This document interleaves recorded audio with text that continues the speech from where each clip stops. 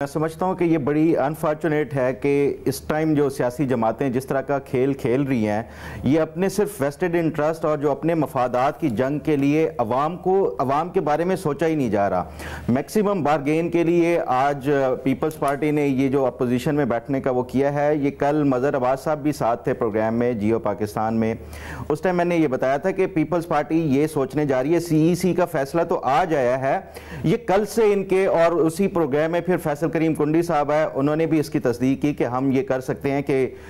مسلم league نون کا جو prime minister کا امیدوار ہو ہم ان کو ووٹ دے دیں اور اس کے بعد اپوزیشن بینچز کے اوپر بیٹھیں۔ تو یہ جو ایک سجیشن ہے یا یہ جو پیپلز پارٹی کا فیصلہ ہے یہ بالکل ہی وائبل نہیں ہے۔ اس کی میں آپ کو ریزن بتاؤں کہ یہ جو ابھی ہمارے معاشی حالات ہیں اور اس کے ساتھ ساتھ جو سیاسی حالات ہیں، خاص طور پہ پی ٹی آئی کا اگر دیکھا جائے وہ ایک بڑی تعداد میں اپوزیشن بینچز کے اوپر ہوگی، اور اگر وہ 6 مہینے کے بعد یہ کہہ دیتے ہیں پرائم منسٹر کو کہ آپ ووٹ آف کانفیڈنس لیں،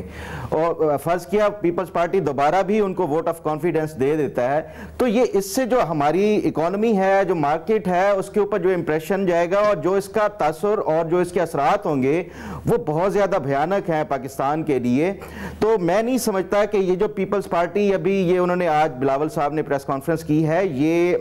میں یہ سمجھتا ہوں کہ میکسیمم بارگیننگ کے لیے، اچھی سے اچھی وزارتیں لینے کے لیے، اور اس کے ساتھ تمام تر جو آئینی عہدے ہیں، صدر بھی، اسپیکر بھی، چیئرمین سینٹ بھی، یہ تمام لینے کے لیے یہ سیاسی جماعتیں حربے کھیلتے ہیں اور یہ سیاست کرتے ہیں۔ اس طرح کے جو ہے وہ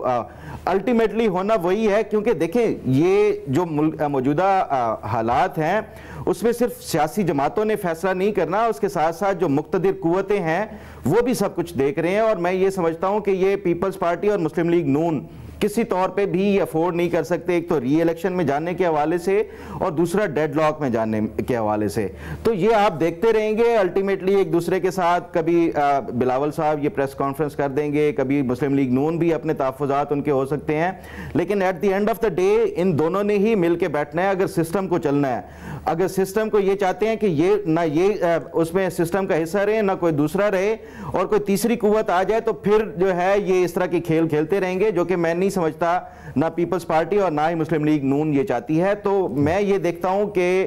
at the end of the day یہ 2-4 دن، ہفتہ، 10 دن بھی لے سکتے ہیں، لیکن انہوں نے بالآخر بیٹھنا حکومت میں ہی ہے، کیونکہ سسٹم کو بھی چلانا ہے اور جو 24 کروڑ عوام ہے اس کا بھی کوئی خیال رکھنا ہے۔ تو یہ اس طرح کے جو میں یہ سمجھتا ہوں کہ ڈرامے ہیں اور یہ چلتے رہیں گے آنے والے کچھ دنوں میں، اور پھر سب ایک پرانی جو تنخواہ ہے اس کے اوپر راضی ہو کے پی ڈی ایم 2 کا جو حصہ ہے وہ بن جائے، یعنی معاملات پھر وہی پی ڈی ایم 2 کی طرف جائیں گے۔